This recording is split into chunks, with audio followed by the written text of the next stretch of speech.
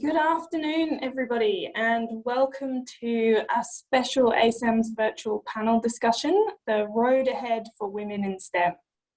So I would first like to acknowledge and pay my respects to the traditional owners of the land on which I join you from today. That's the Wurundjeri people of the Kulin Nation.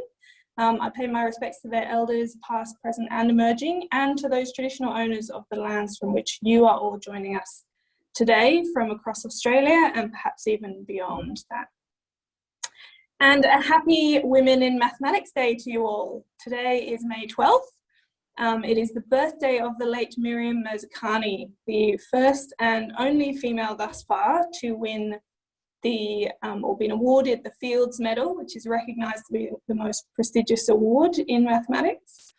So today, in her memory, we celebrate women in our discipline, we celebrate their achievements, we celebrate their passion, and we celebrate their diversity. We also want to take the time to reflect on how far we've come in terms of gender equity and look towards where we're going. So over recent years and decades, we've seen the building of huge amounts of momentum in empowering women to take up their passion, take up their fascination in mathematics and in STEM more broadly.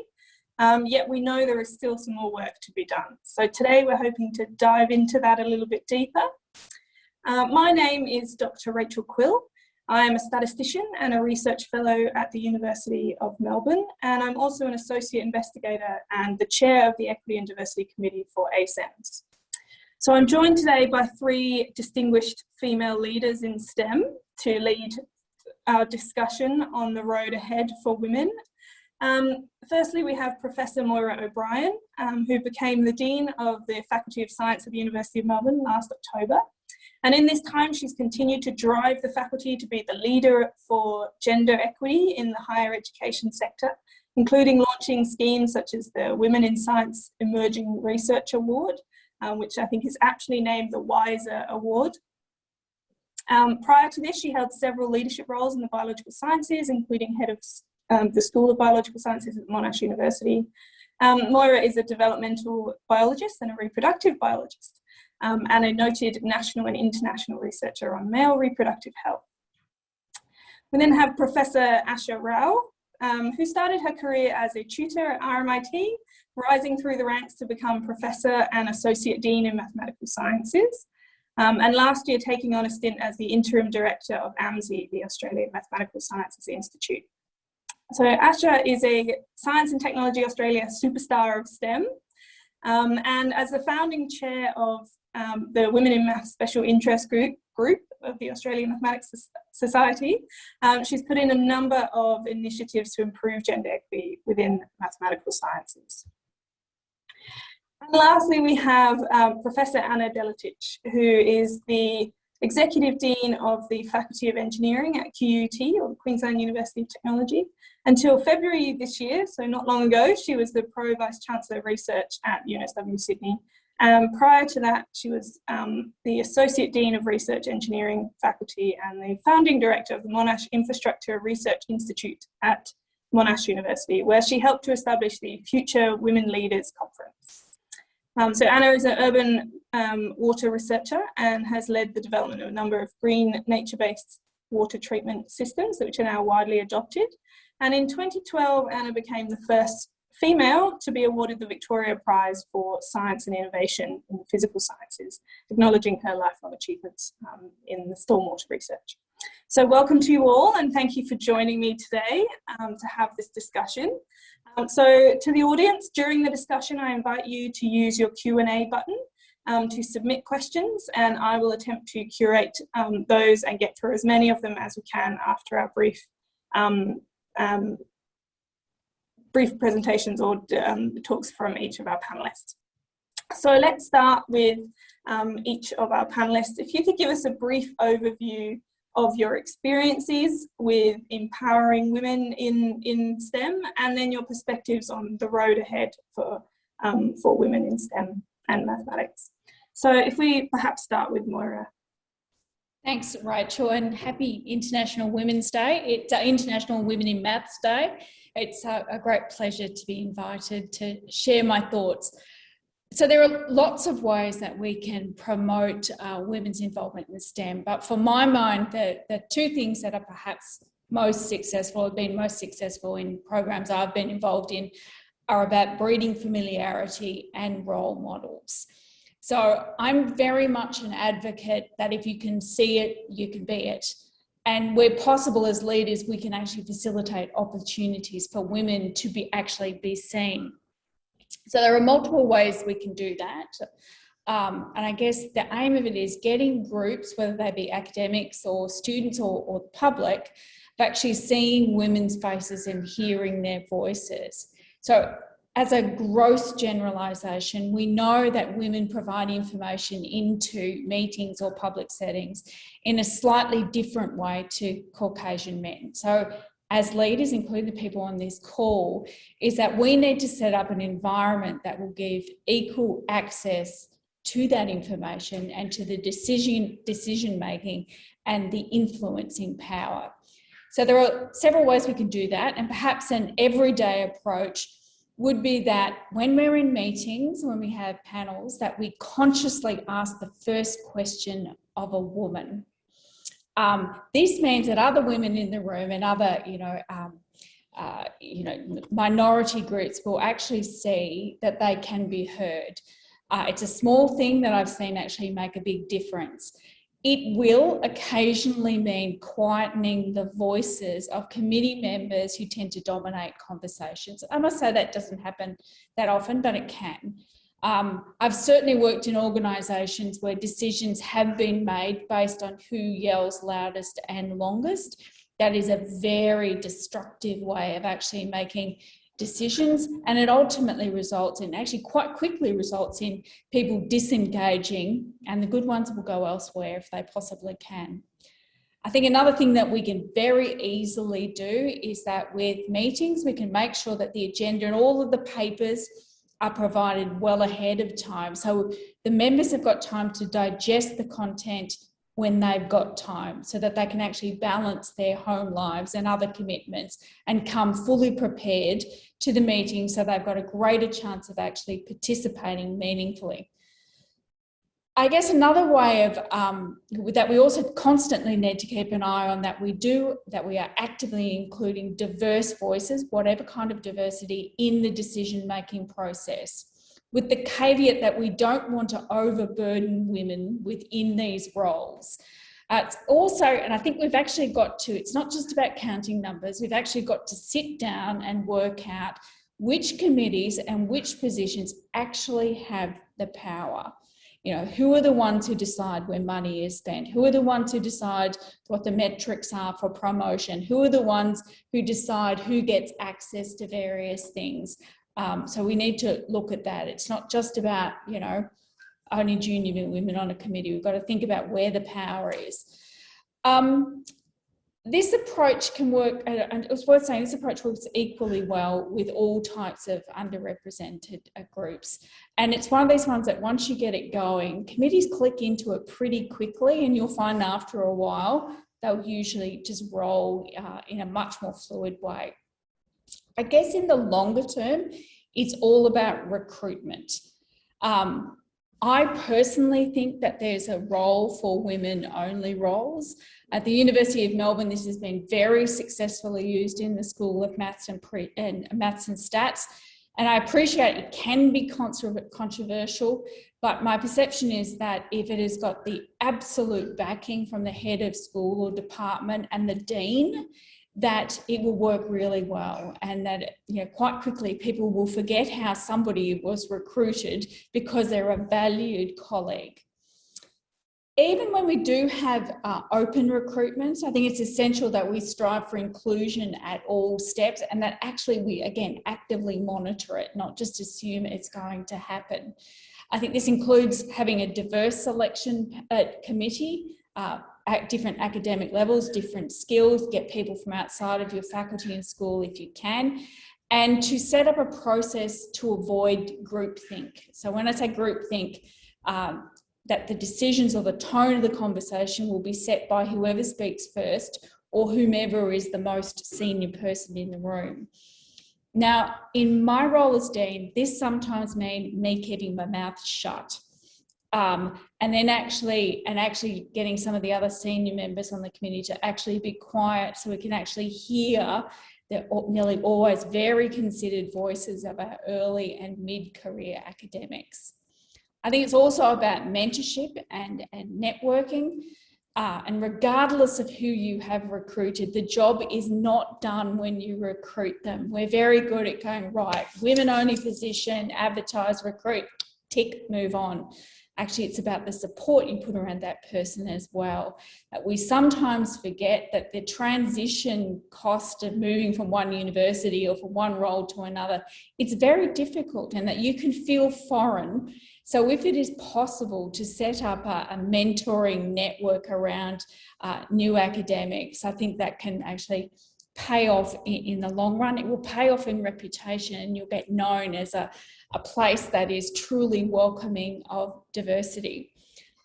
I'm also a big fan of leadership mandating gender balance on Shortlist. This is something I watched Elizabeth Croft, who's the Dean of Engineering at Monash, do very successfully, where she said if the shortlist wasn't balanced, the interview didn't go ahead. Now, at the start, this meant she occasionally cancelled recruitments and sent the search committee back to try harder, try differently to get a balanced shortlist. In the medium term, what this meant is that the number of people who were recruited into engineering at Monash was actually 50-50 women, men. And speaking to the male academics who are involved, they were extremely positive about the positive cultural effects that had. And I believe that the student population is now shifting in, likely partly in response to those changes in practices as well. Now, I'm just going to give a small anecdote of an experiment I was involved in several years ago, didn't know it at the time. When I was an associate professor, I was recruited into a department that had an appalling gender equity problem. The man is someone who I have, the head of department, a man, someone I have huge respect for, recruited 3 women at the same time, and that included me and 2 other women who worked in a broadly similar area. So this meant that the 3 of us were actually new together. And so when things were slightly wacky, I could turn to the other people and go, do you know what this is? So we were kind of in it together, and it helped to remove some of the foreigners. And I suspect we integrated much quicker because of doing that. Now, looking back, and actually quite quickly, it changed the perception of the department very, very quickly. And we got known as a department that was very welcoming of women and quite inclusive. And it changed the way the department actually worked. And I think it was a very, very successful experiment. So if I could do that, money was no object, I would repeat that experiment again. If you were doing a women-only recruitment, I would consider doing 3 in one go, for example, again, to that instant support network. And I believe this is something that happened several years ago at the University of Melbourne in the School of Maths and Stats under the direction of Alex Oksarek, where there was a recruitment process, brought in 3 women in maths and stats. And again, it was very, very successful. And the aura of doing that, I can see, has lingered over several years.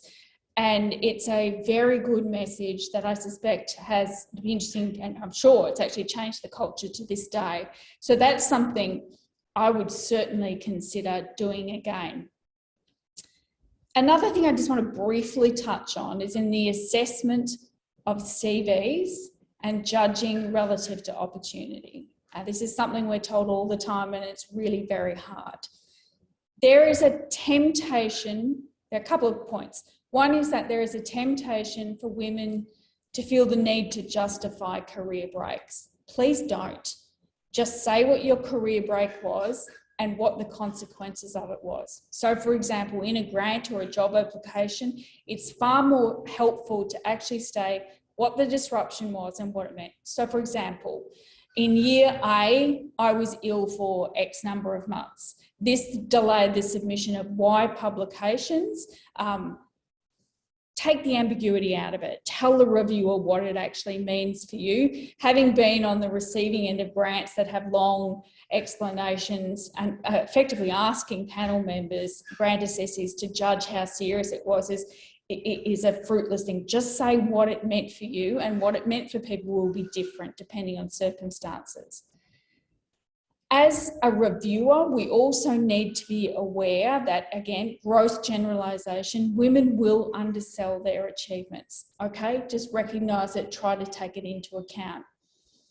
We also need to be aware, and actually the data, we've been looking at data on this quite recently, that it is less likely that women will work in large groups. So that will mean they will have fewer middle author team publications, if you like. So if you don't do it already, try and, as you're looking at a CV, unpick what the relative percentage of, this is research that the applicant drove, their lead authorships, if you like, versus their team authorships. So there's some systematic differences in working that. If you can unpick them, you might find that you value different types of CV more highly than you did. I also recommend, if you can, to shift the assessment of a CV from a deficit model, i.e. here's the 50 things I would like someone to have, and every time you don't have one, you lose points, to a model where it's actually an accumulative model, i.e. here's 100 things I might like to have, and every time an applicant ticks one of them, you get more points. So same answer, 100 different ways to actually get there, if you like. And by balancing those different types of skills, you can actually end up with a more flexible department or facility.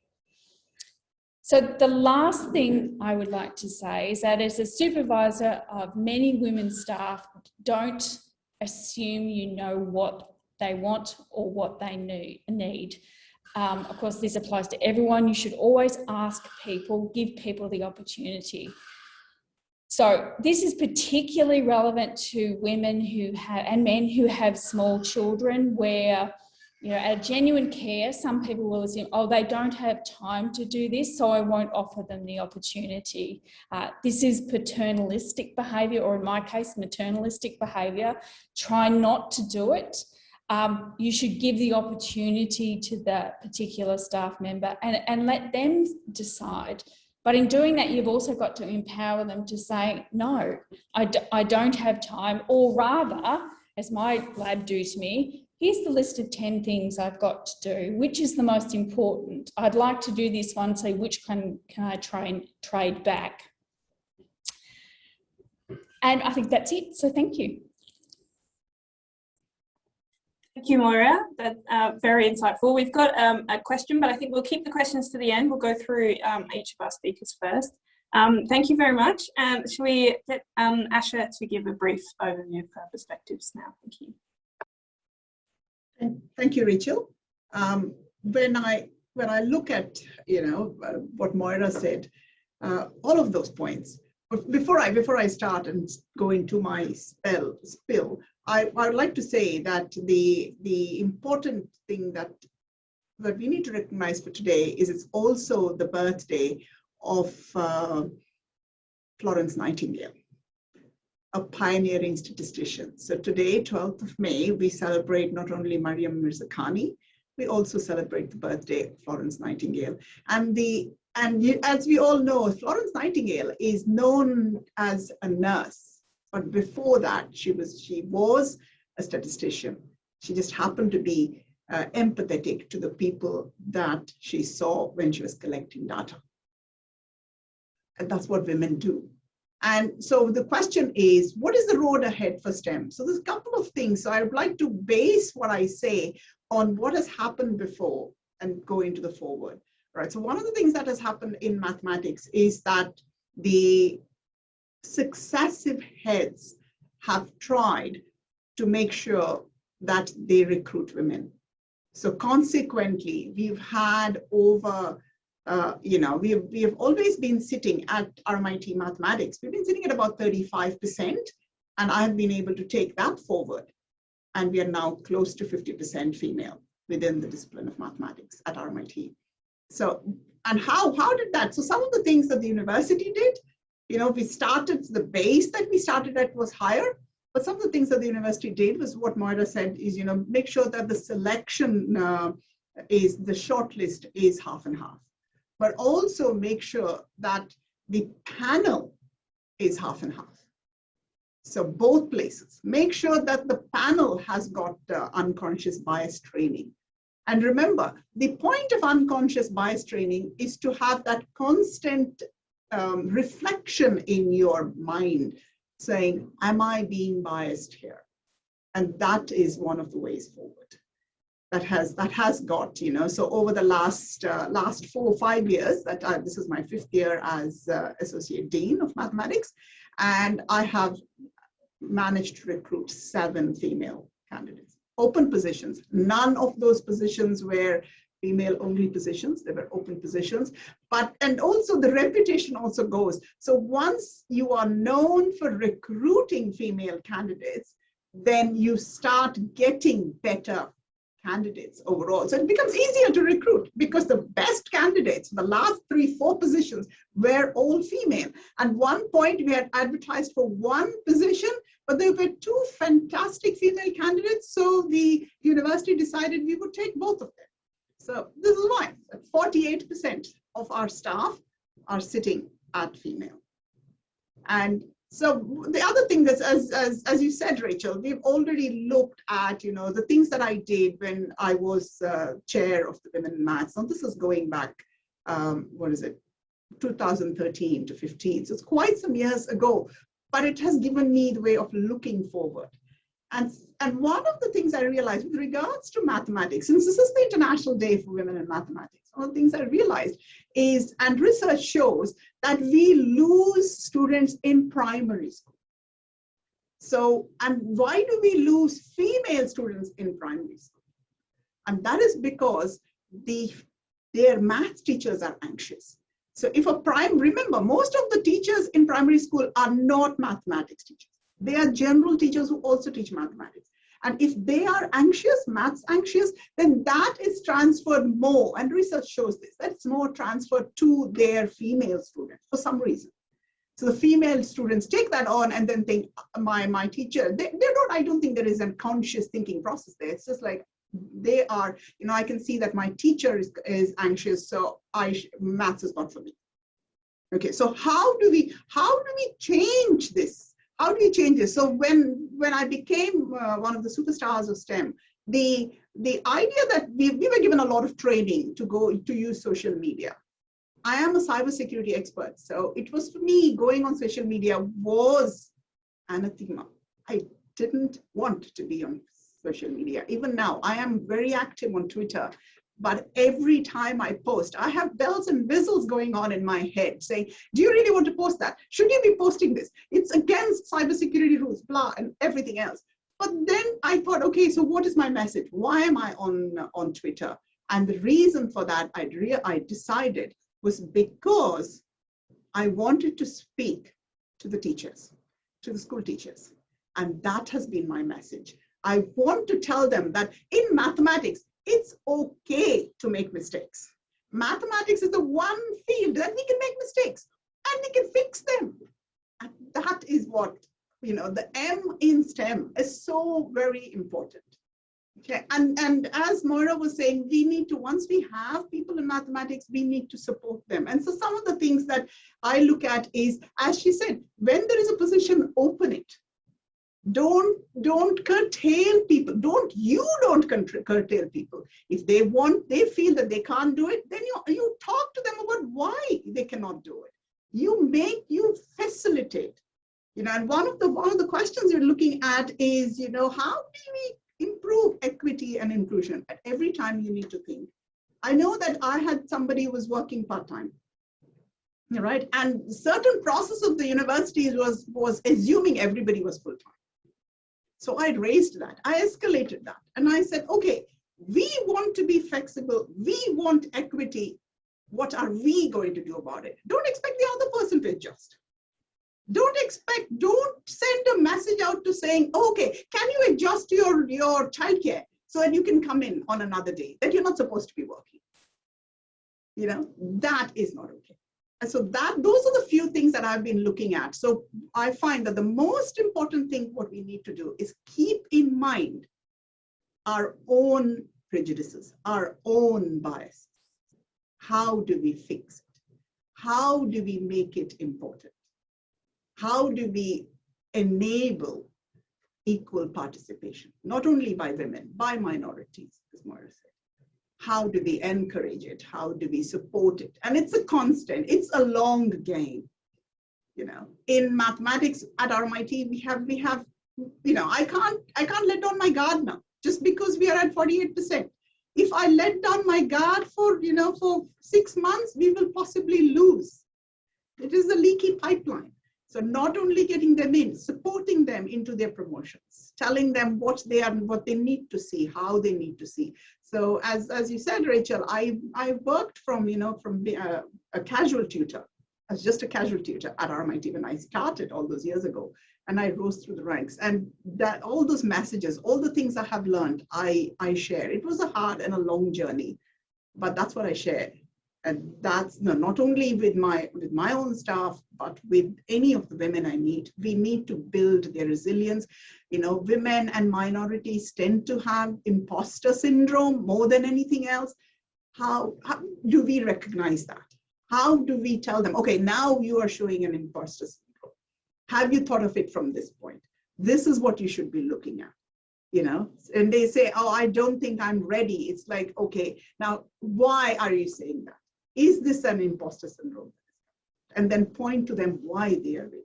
I know I had some support in that area, but not enough. And my goal of being at RMIT, as you said, I was as the interim director last year of AMC. But yeah, so my goal is to help women especially recognize their talents. So I think I'll stop there. Thank you. That's fantastic. Thank you, Asha. Keep up the good work. We seem to be drawing some nice themes around support and community, so that sounds excellent. So Anna, if you'd like to give your perspectives at this point, that would be great. Okay, thank you. And first of all, thanks for inviting me. I'm an engineer, as you know, and we do have similar problem in engineering. Only 11% of engineering workforce are women, and majority of them are people like myself who came from abroad. Also in academia, we are kind of, if we have 20% female in our academics in engineering, we are kind of looking like, oh, that's not bad, particularly at level E, that would be usually under 10%. Like Monash would have, I used to be at Monash, we would have 3 to 5 of us. And I didn't see big increase actually in over the last 10 years across Australia. In that sense, there is increase in levels Bs and Cs, but not in Es. I'm talking engineering. So I don't want to repeat great things we heard, but I just want to talk about one other aspect. Me not being born in Australia, I come from Eastern Europe.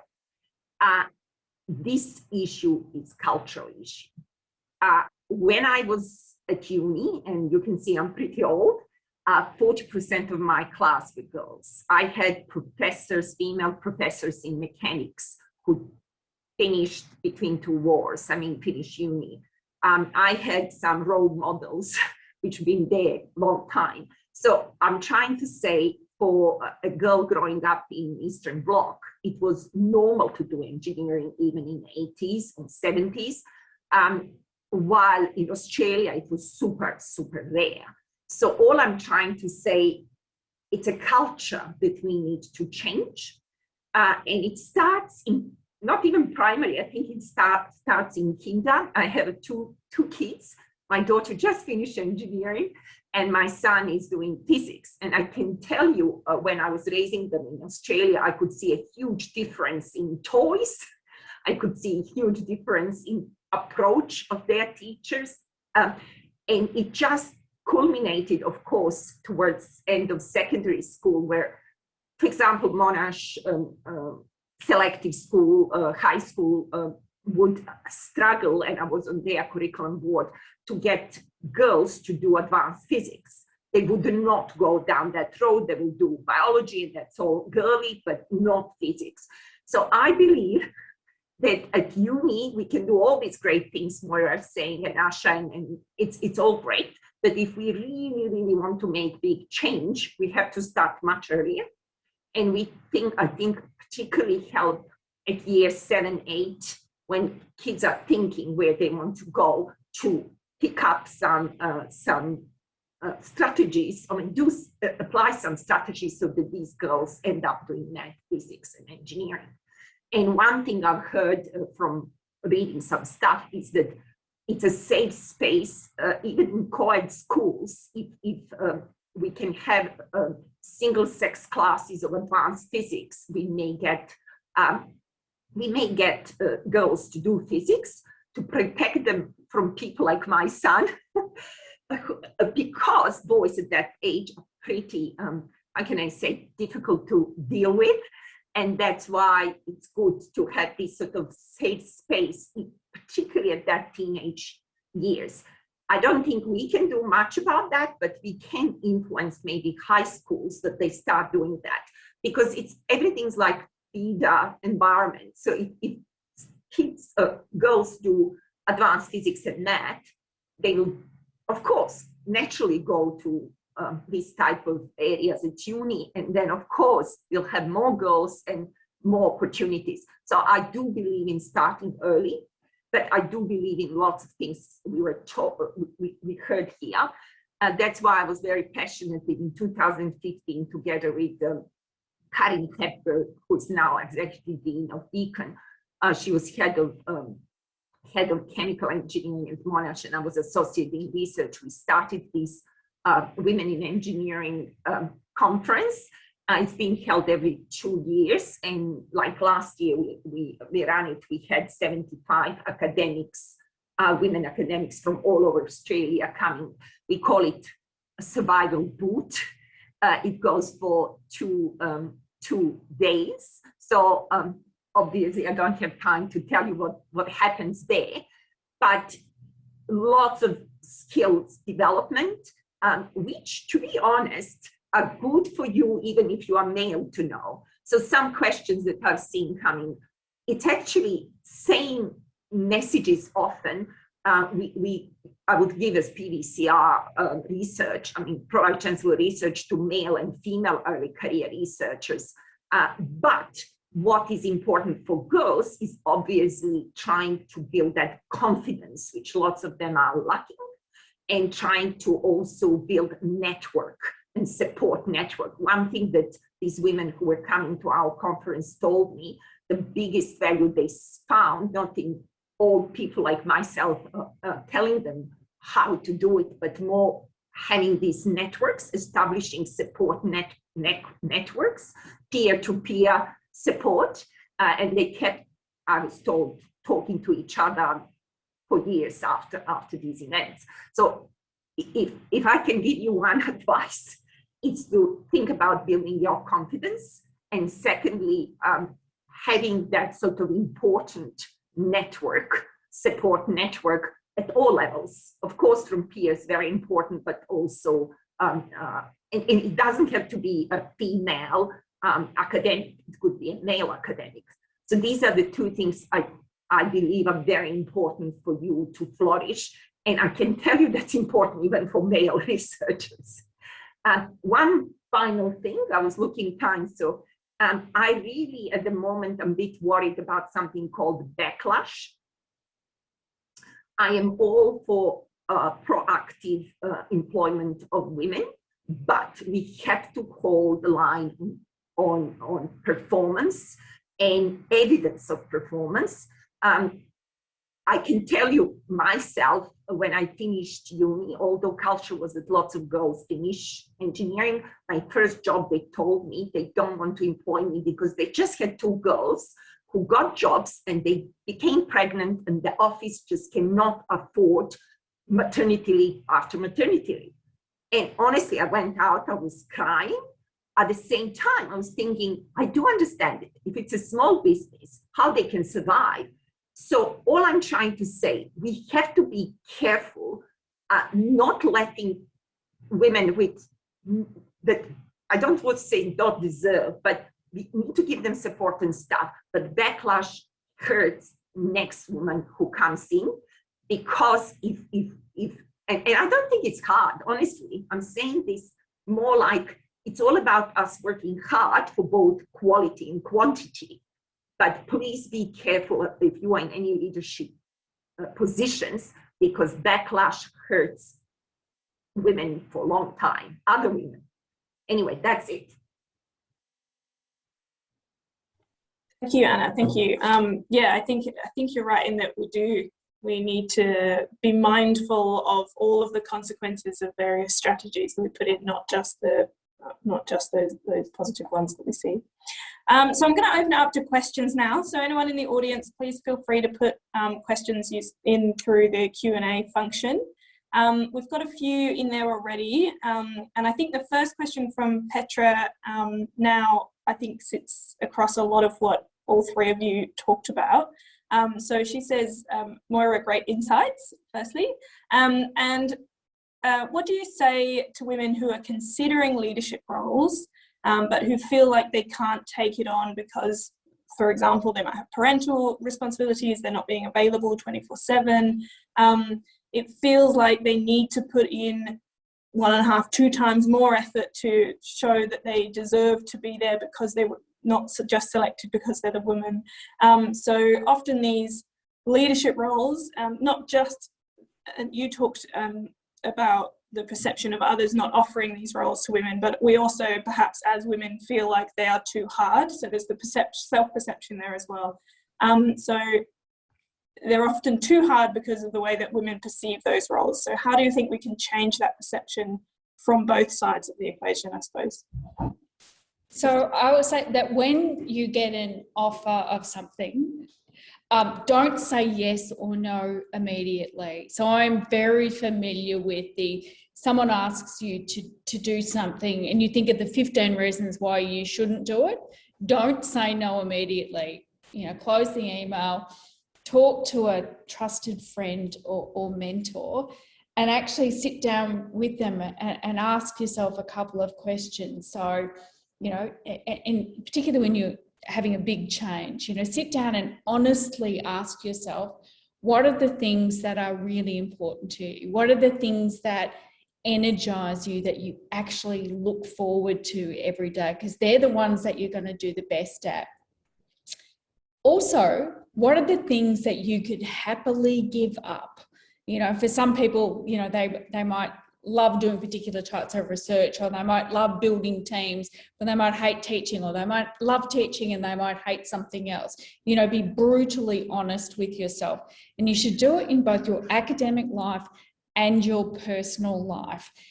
Then have a very honest conversation about, is it possible for you to buy extra capacity, or if somebody gave you $10,000, what would you use it for to free up some of the responsibility in your life that ideally you perhaps don't enjoy? So at particular times in my career, that has been, actually, if I get someone in to clean the house, how will I use that time? And I remember very actively thinking, yes, it's very good that, my kids see me clean the shower and do all those sorts of things. But if I do that, I don't have time to play with them and they don't see me happy as often. How does that work? There'll be other things that work, and as I mentioned before, I've sat down with many academics with a list of, here's all the things that are on my plate. Okay, which ones can you give up? Which boxes have you already ticked? So it's time to move on to the next thing. If you've organised 2 conferences, do you really need to organise the next 3? Move on, give somebody else an opportunity, work out what's best for you. The answer might be, it's not the right time to have the opportunity, to take the opportunity. But the answer might be, if we rearrange these things, it is the right time to do it. Now, in there was a comment about being available 24 hours a day. You should not be available 24 hours a day. One of the things I strongly recommend for your own sanity and your family's health is you build strong boundaries. So people know I will be available between these hours unless it's an emergency, that you carve out time that is just for you and your friends and your family or your pets or your hobbies or whatever it is. So you should never be led to believe that you should be available on tap. I think there's a couple of comments leading kind of from that as well, and that some people are asking about how do we therefore take away some of those perhaps home responsibilities, caring responsibilities that disproportionately affects women? How do we encourage men to take on, not just take on the responsibility, how do we balance that level of responsibility in terms of home life and work life through encouraging and supporting men in that space as well? Perhaps Asha, if you have any comments on that kind of perspective? Yeah, so my view is that men want to take on these roles. It's not that men don't, but as Anna said, it is the culture.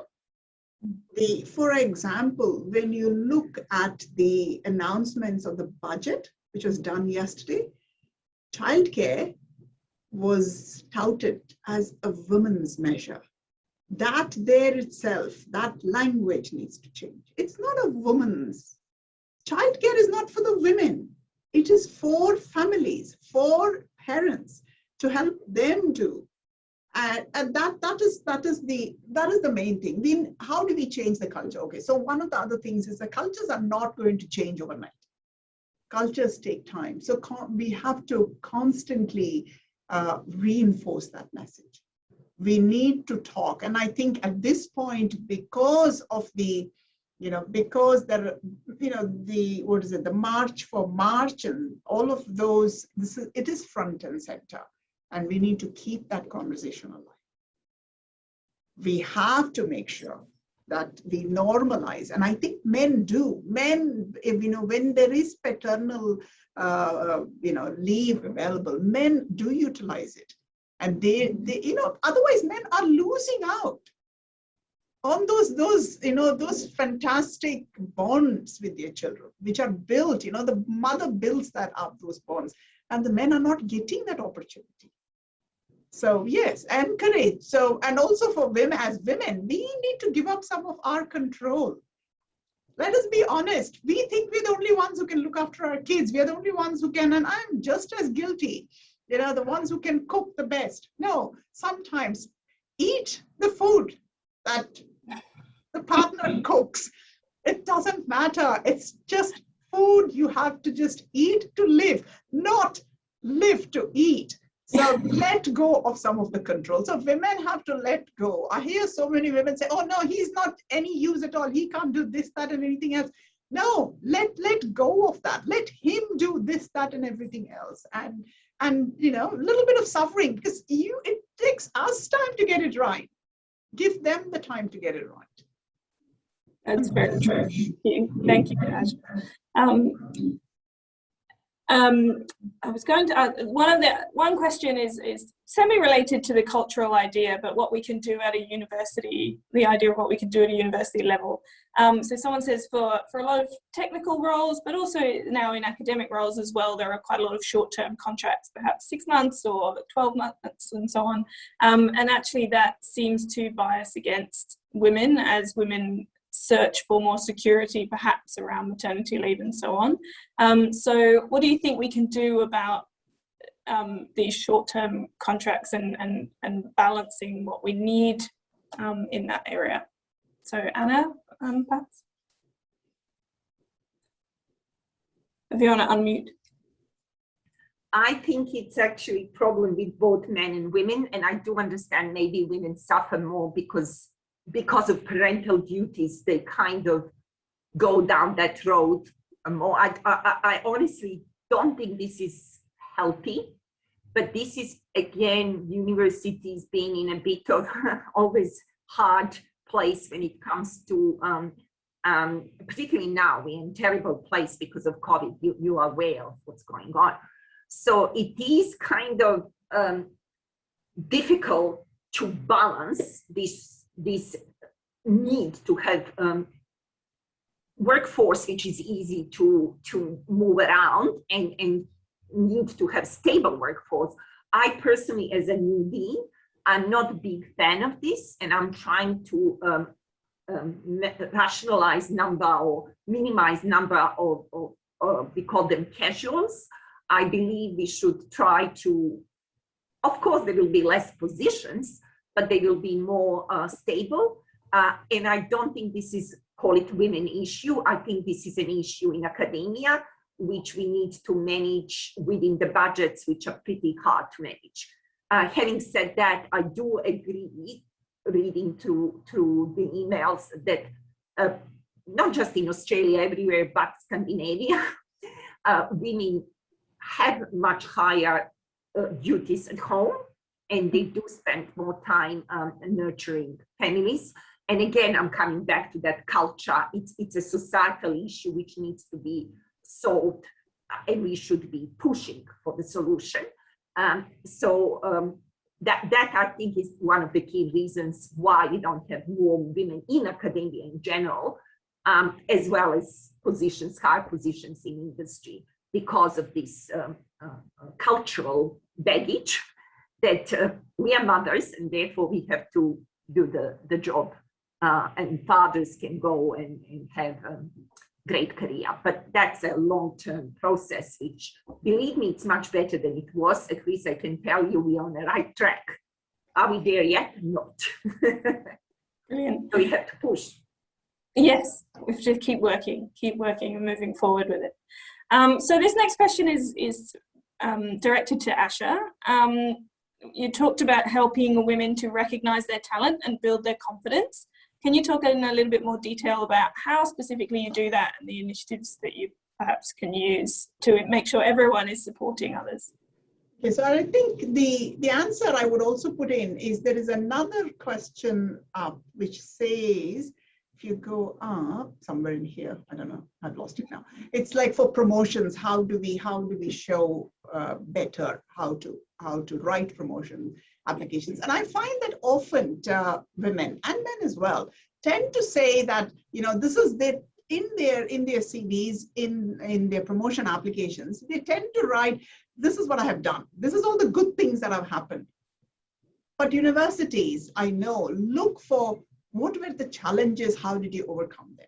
So I advise people to look at, okay, this is what challenged me, and this is what I did. You know, you may not have overcome that challenge immediately. It may not have happened overnight, but these are the actions I took. And this is where it has changed, you know, slight changes, because what does that show? That shows your forward thinking, your growth mindset, all of those cliches. That's what it shows. So what I want is not people who can do great when everything's great. I want people who can do great when the going gets tough. What is that? I'm sorry, I'm so totally full of cliches. When the going gets tough, the tough gets going. All of those, I have always had a very idiomatic English, and I pick up phrases from left, right, and center. And that's what I encourage them.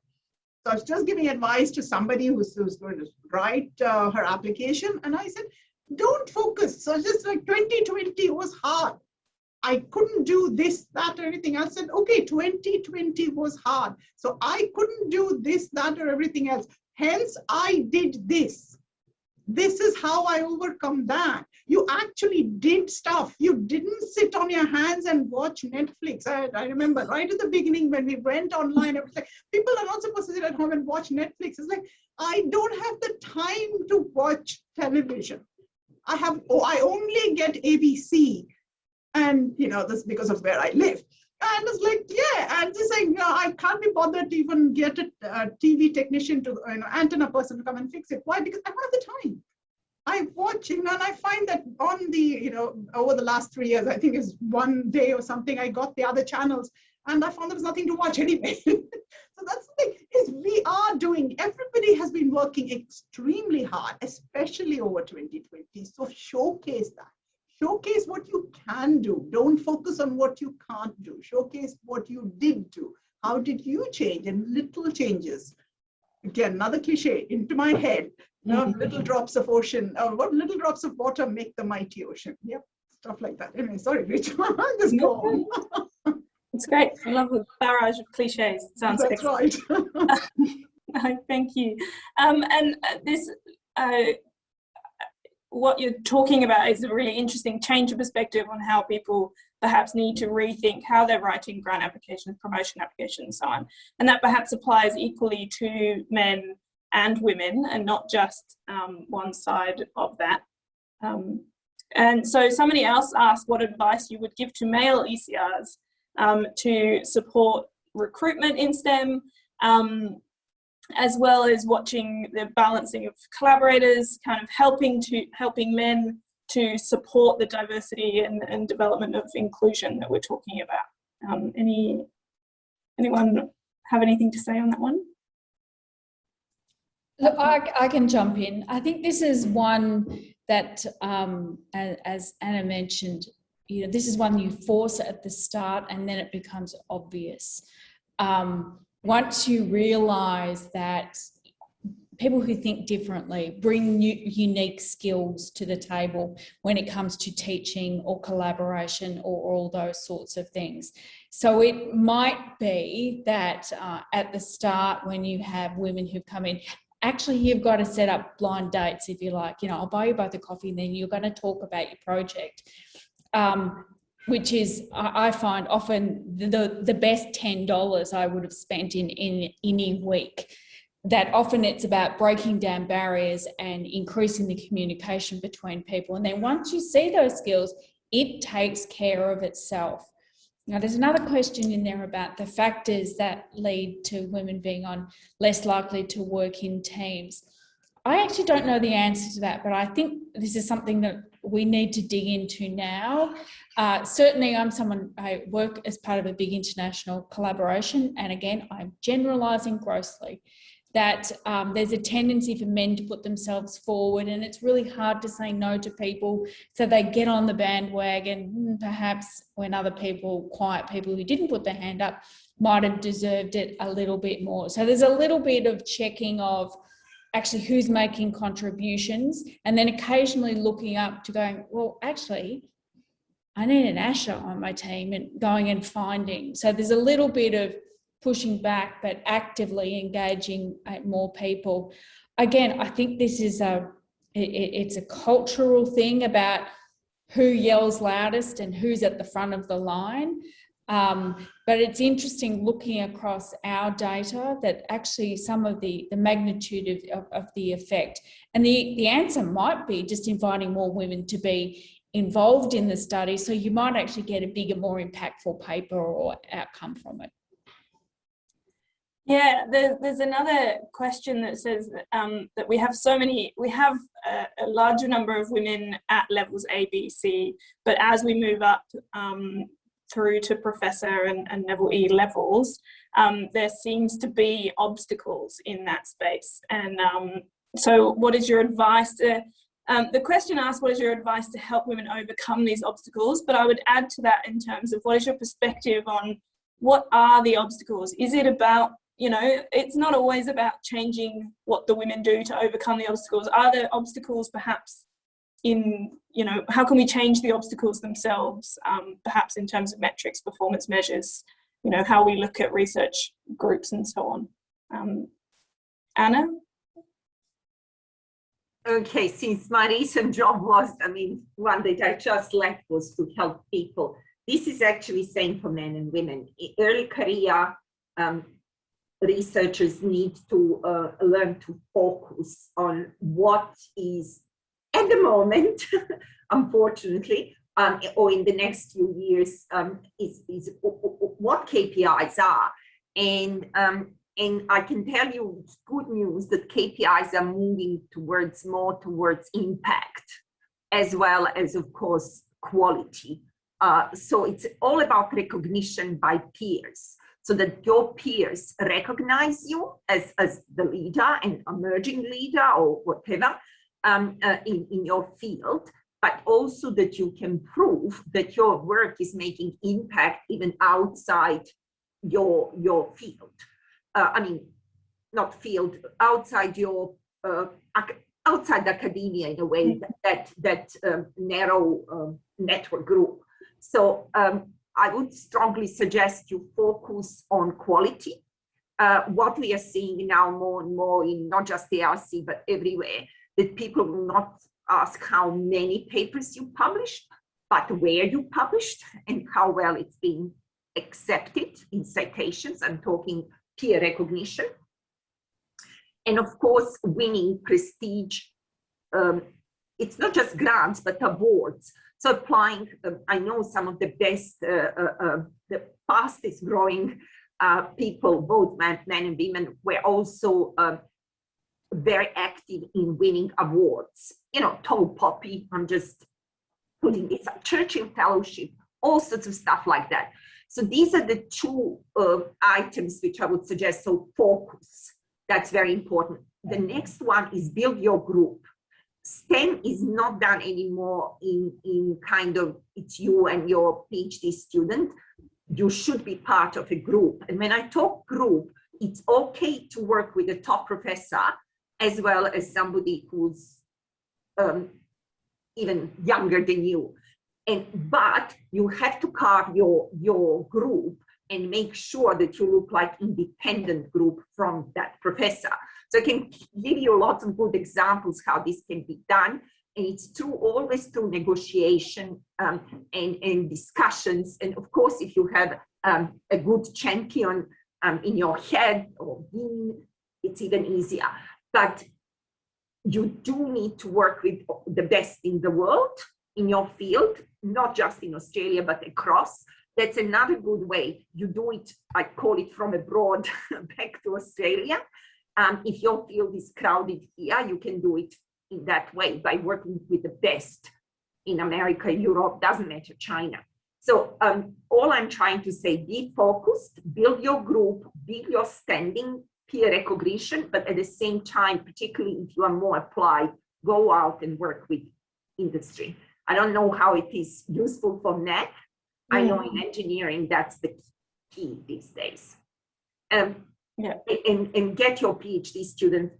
That's another one of the best things I've done in my career is that we would pick one conference a year and just go, all of us go there and make a splash, Monash water. So people start talking. So if I send all my PhD students to random conferences, we would never be seen as a critical mass. But if we went there to one, the most important one, and we showed off, it actually got us up there very quickly in international sphere. And then when you come back, people recognize that. So there are lots of little tricks like that. More than happy to talk about that further. Yeah, I think that nicely comes back to how Moira, I think, started in terms of building familiarity and role models. You know, actually, it feels like we're getting some way to building that critical mass of women in STEM and across fields and in particular universities, so that it's becoming a very visible to the people in the outside world that women are here in mathematics. Come and join us and have fun with the rest of us. So I want to end, we're just at 1 o'clock now. I know that there are a few other events going on, particularly here in Melbourne and one at QT at least. I want to end with one last question that Asha has responded to online, but as a final comment from each of you, that this cultural change that we're looking towards to incorporate women, include more women in mathematics, that needs to spread beyond just women, right, as we have all mentioned, looking at changing the culture in science to include more beyond the heteronormative, beyond binary genders and so on. And so a final comment from you all about where we're going, how we get to being inclusive more generally to include all levels of diversity. Thank you. I can jump in. I guess the first step is, as leaders, we actually need to recognise that this is something really valuable. In addition to it, something that we should be doing, actually it's really, really valuable. And to go out of our way to say that I welcome diverse genders and people who have from different cultural backgrounds, and actually to celebrate them. I know when I started in academia, I was advised by a very senior academic, never talk about your personal life, never talk about your family. Well, bugger that. I'm going to talk about things that I care about. And so if that's my same-sex partner or that's my neighbour who's from another culture, well, that's a fantastic thing. Totally agree, Moira. Absolutely, that is what we need to do. We need to be able to. So I have over my career been very quiet, and I think it's also the cybersecurity is coming out. I don't talk about my family or my story. I remember when I first became a superstar, we had a 1 hour one-on-one session with somebody, and I remember she would ask me questions about myself, and I would answer about mathematics. Kept trying to ask me questions about myself, and I kept answering about mathematics. And she said, I can see, do you recognize this is happening, that you are constantly turning whatever the question is asked to mathematics in general. And yeah, I noticed that, and I now do talk about my journey. I do talk about the difficulties I had, how difficult it was for me to get. It took me, and I'll say that right here, it took me 4 goes to get from senior lecturer to associate professor, 5 years or 5 or 6 years. And I talk about that. So when people, people say, I'm going to try again. I was like, well, you know what? It took me 4 goes. So stop saying, I'm not going to try again. No, you can't say that. You have to. But one of the things I also learned in that process was to please myself. I started doing things which made me happy. And that changed everything. So it was like, okay, you can promote me or not. I am going to do the things that make me happy. And you know what? I was ticking every single box after that because I was not trying to. I was just enjoying myself. So that's why I'm still at RMIT. This is my 30th year at RMIT. Still at RMIT, enjoying myself. Don't want to go anywhere because I have found all the opportunities I want right here. Excellent. Thank you, Asha. Anna? Yeah, I agree with Asha. Positive thinking is always the best way forward in life, in all of us, in everything. So, and also, I don't know, I was like the first woman in engineering in few places and stuff. It's fine. You just, please do not allow other people to put you down. I always keep saying, I had comments like, are your kids going to become delinquents because you are here, not at home?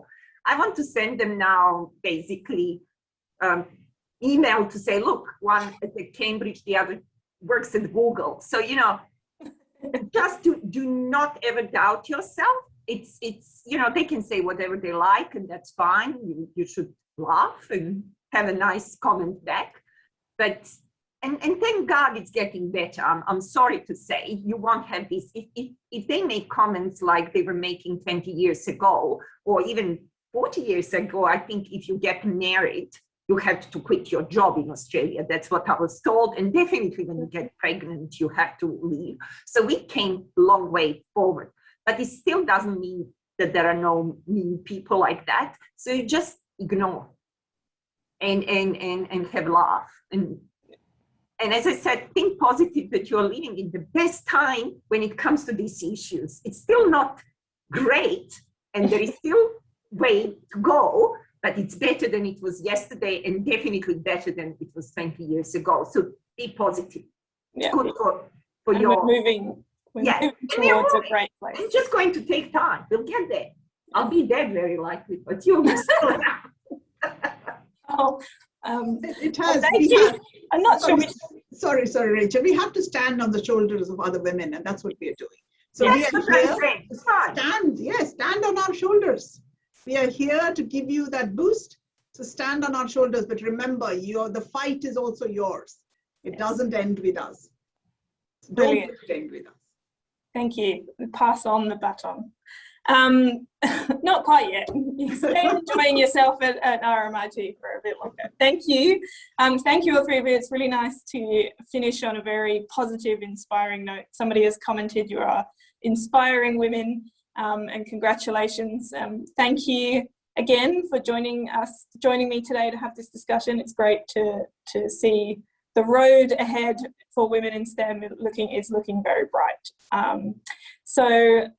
Yeah, thank you all for joining us today. Sorry, we've gone a little bit over time, but for the sake of finishing on a positive, I think that's on a high, I think that's worth it. I know, as I said, there are a few events going on in the University of Melbourne in particular, and QUT, looking at the exhibit of Australian women in mathematics. I encourage you all to go and check it out and see a bit of an exhibition of current wonderful Australian female mathematicians. So thank you all very much for listening today, and thank you for being with us, and I shall leave it there. Happy Women in Maths Day. Thank you.